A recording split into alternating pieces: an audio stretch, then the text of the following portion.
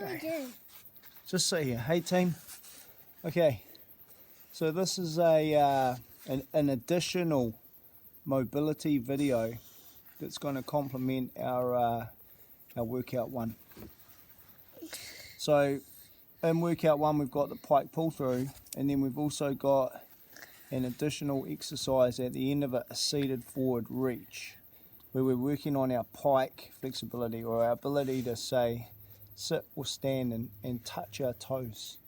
So it's a really important I suppose pattern in terms of body weight training, things like gymnastics and calisthenics and parkour, but it's just a really good form of flexibility to be able to have, you know, just being able to bend is just a human basic.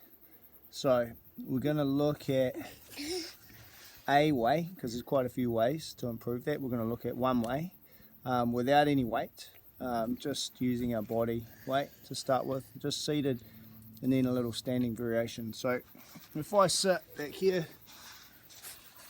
with the guys, okay, so when I sit, if we all sit, guys, what we're going to do is we're going to sit and we're going to test how far we can reach forward with our legs straight.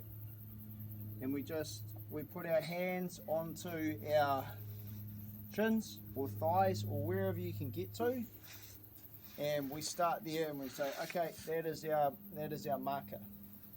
Once we get there, what you're going to feel is you're going to feel a sensation of stretch. Mills. Now that sensation of stretch is your brain and your nervous system sending out the signal telling you to not go any further, and that's its job. It's supposed to do that. It's supposed to protect us from injury, which is part of our survival mechanism. So it's really important that it does that. But remember, that is just a signal that it's sending out. Usually, and I've read this a lot in different texts, and I've seen a lot of people talk about it, and it's generally pretty well considered that you're probably going to have an extra 30% or 30 degrees or just extra movement past that stretch. So your body's always going to stop you before you get to the point where you're going to injure yourself. So there's ways that we can work on getting past that. So if we hold this position, I like to hold it for about a minute. Then what we're going to do is we're going to increase the neural stimulus in this position, or we're going to create strength. When we talk about strength, we're just going to increase the amount of energy we've got going into this, and that's going to give the brain more confidence in letting us go forward. So the first thing that we'll do is we'd hold this for a minute, we lift our hands, we make two fists, and then we use our abs to reach forward. And what I want you to think about here when you're doing this is squeezing your stomach down into your thighs. So you compress your stomach into your thighs. As you do that, it strengthens everything, all this stuff here on the inside. We do that for 15 to 20 seconds. Once we've done that, we reach and grip our legs or our feet or wherever we want to. Then we do the opposite. Then we push our heels into the ground, and then we try and sit up straight and use all our back muscles. We do that for 20 seconds. That's it, Blakey. That's it. Keep pulling. You try and sit up for as hard as you can. Then we go one more round of reaching and compressing, and we compress hard, hard, hard. Keep reaching, keep compressing for 20 seconds.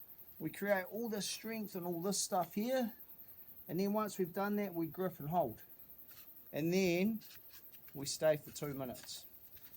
That 2 minutes is the magic number. That's where we want to stay in that position, cement that amount of time, hold it, and that's where over time, over multiple efforts of that, over many weeks and many months, we will start to get a physiological change where you can just sit and you can pop your your head onto your knees and onto your shins, no problem. It just becomes normal.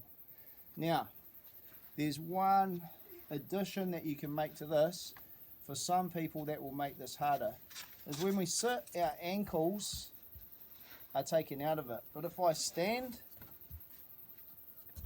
all of a sudden, my ankles are more involved. So then to do the same thing, now my calves come into this. So all of a sudden, like especially for me, and some of you will find this, that when I bring my calves into this, it's a whole different sensation of stretch. But we still go through the same process. So we can do it standing, we can do it sitting. We hold for a minute. Then we do the 3 contractions where we compress stomach into thighs. 20 seconds. Then we contract the opposite set of muscles. So we grip the feet or the shins and we try and lift back up and use all the back muscles, the hammies, the calves. 20 seconds. And then we go one more round.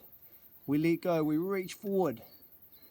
Compress again, compress, compress, compress. All that strength we create makes the brain feel more confident in going into an increased range of motion. That's how we do it. If we do that consistently, like I said, weeks and months, head to shins, no problem, okay? So that's an additional mobility exercise, workout, whatever we want to call it, that tacks on to week 1 of our at-home training. Thanks, team. One thing that I forgot last round is hit like, subscribe.